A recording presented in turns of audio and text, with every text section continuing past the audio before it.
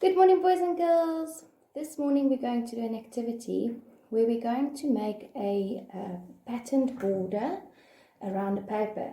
The best paper to use is an A3 size paper. If you don't have, you can stick two A4s together like we did last week to make an A3 size paper.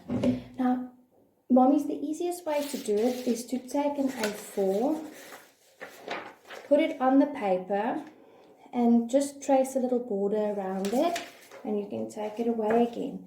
This would make it easier for them to understand where to make the pattern. Now at this stage they need to start making a full repetitive pattern, which means it is 1, 2, 3, 4 things, and then it needs to be repeated.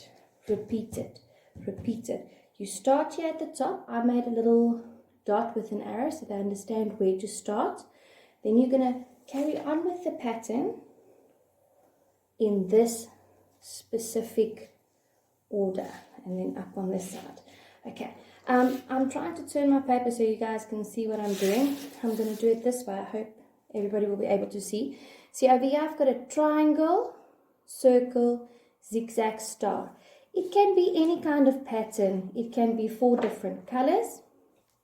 It can be 4 different objects. It can be a house, ice cream, flower, tree. It's up. The children can actually decide what the pattern can be, but they need to, and usually a child that struggles to concentrate will struggle with this activity. Please try and leave them to let them do this by themselves. We have done it in class. So they have had opportunity to practice this, but it's unfortunately a long time ago. So just tell them what to do or show them the video and then give it to them so they can do it by themselves. After they've completed the pattern all the way around, you can actually go and check if it's the same repetitive pattern. And sometimes children, if they made a mistake, what helps is to let them say it out loud. So if you see they start struggling, let them go with them, and then you go back and you go like, all right guys, it is a triangle, circle, zigzag, star. Let's do it again. Triangle, circle, zigzag, star. Let's do it again. Triangle, circle, zigzag, star. All right, if it's 4 different colors, you do the 4 colors. If it's 4 objects, you do the 4 objects.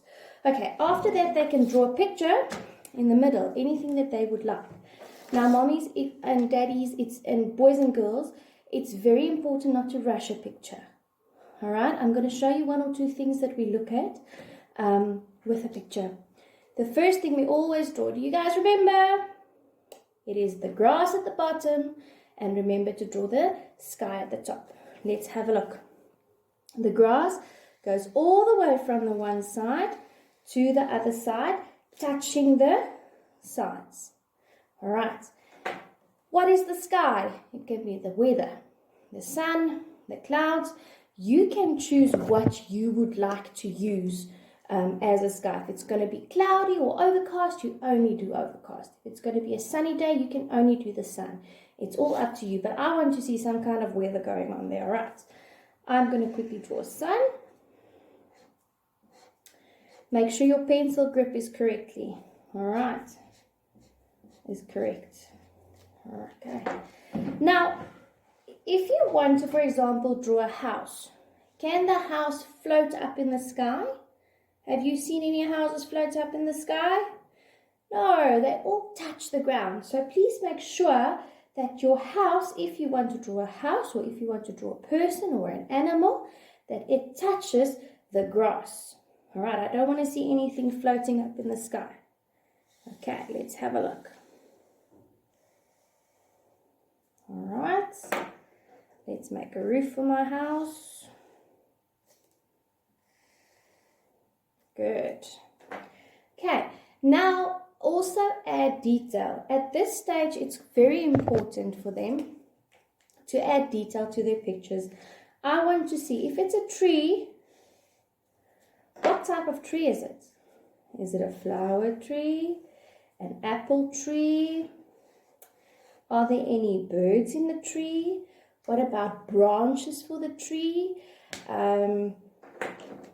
yeah, they can now go and they can add lots of detail to their picture to give it some body, to make it full. Once again, it can't be something that's floating up in the sky. It has to be something that is touching. They need to touch onto each and everything. All right. Mom, sometimes we can't clearly see what the children are drawing, but if they explain to us, it does make sense. But detail to pictures are very, very important at this stage. So please ask them to draw with detail. Okay, boys and girls, I want to see some photos of these beautiful drawings you made. I'm looking forward to it. Bye.